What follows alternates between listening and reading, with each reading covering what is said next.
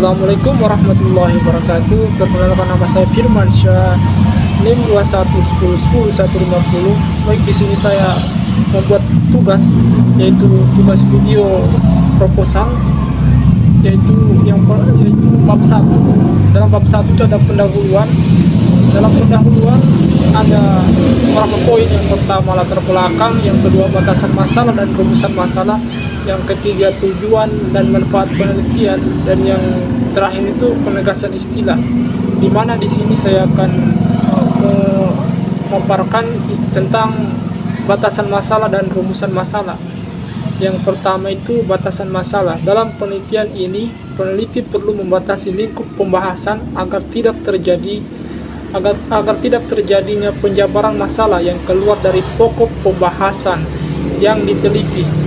Peneliti hanya akan fokus menguraikan tentang problematika guru PAI dalam menghadapi gaya belajar siswa kelas 10 di SMK Negeri 1 Bungku Utara.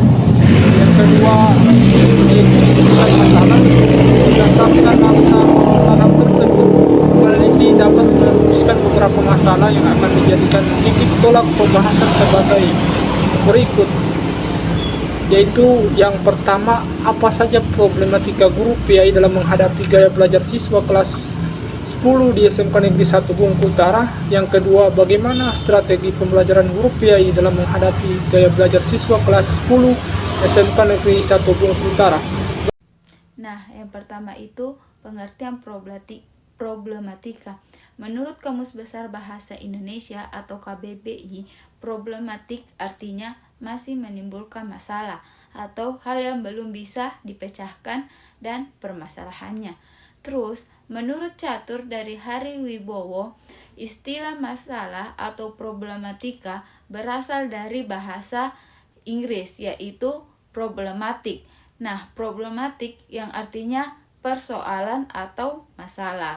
Yang kedua, guru pendidikan agama Islam. Guru pendidikan agama Islam merupakan guru yang memberikan pengarahan, pembelajaran, dan mendidik peserta didiknya di bangku sekolah dengan legalitas yang jelas. Dan apabila hal tersebut dilakukan di lembaga yang formal. Yang ketiga, problematika guru pendidikan agama Islam. Nah, yang pertama yaitu problem pada peserta didik. Beberapa problem yang dihadapi peserta didik diantaranya yaitu adanya kelambatan dalam pembelajaran. Yang kedua, karakter kemampuan daya pikir atau kognitif. Ketiga, kurangnya motivasi. Dan yang terakhir yang keempat yaitu karakter kelainan interaksi emosional dan sosial. Terus yang kedua, problem pada pendidik. Beberapa problem atau masalah pada guru diantaranya yang pertama, kesadaran dan rasa tanggung jawab.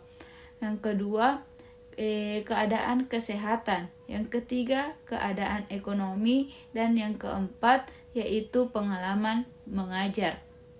Terus problem yang ketiga yaitu ada pada problem pada media. Media pembelajaran adalah salah satu bagian terpenting dalam proses pembelajaran.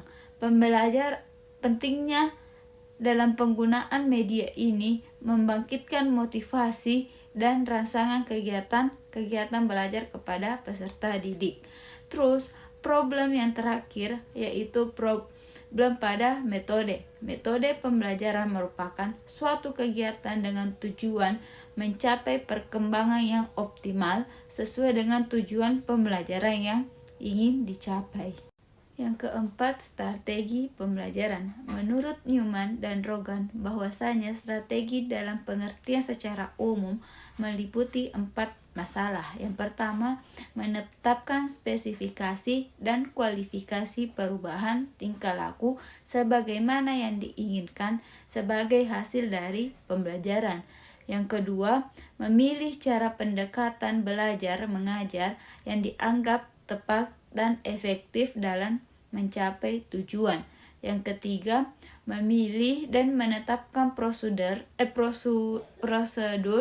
metode, dan teknik dalam proses pembelajaran yang paling tepat dan efektif. Yang keempat, menetapkan norma-norma atau kriteria keberhasilan sehingga memiliki pegangan yang dijadikan landasan untuk melakukan penilaian sejauh manakah keberhasilan yang dicapai. Kajian teori berikutnya yakni gaya belajar. Nah, perlu kita ketahui pengertian gaya belajar merupakan cara atau kebiasaan yang dilakukan oleh seseorang dalam memproses, menerima, dan juga memahami informasi yang diterima. Lalu kita tarik pada pembelajaran atau proses pembelajaran. Peserta didik memiliki beberapa gaya belajar yang perlu kita ketahui. Ada 3 gaya belajar yang secara umum. Yang pertama adalah gaya belajar visual, yang dimana gaya belajar ini menitik beratkan pada penglihatan. Jadi biasanya ada peserta didik yang lebih paham terhadap apa yang dilihatnya. Lalu yang kedua ada gaya belajar auditori, di mana gaya belajar ini menitik beratkan terhadap pendengaran. Terkadang kita mendapatkan peserta didik yang tidak suka kebisingan. Nah, itu bisa jadi ciri-ciri untuk gaya belajar auditori. Lalu gaya belajar yang ketiga adalah gaya belajar kinestetik, di mana ini sifatnya seperti gerakan, sentuhan. Jadi peserta didik akan mudah paham terhadap apa yang dia sentuh, misalnya lebih suka dengan praktik. Itu adalah ciri khas dari gaya belajar kinestetik. Itu beberapa kajian teori dari problematika guru pendidikan agama Islam dalam menghadapi perbedaan gaya belajar peserta didik di SMK Negeri 1 Bungku Utara yang menjadi judul proposal kami. Terima kasih.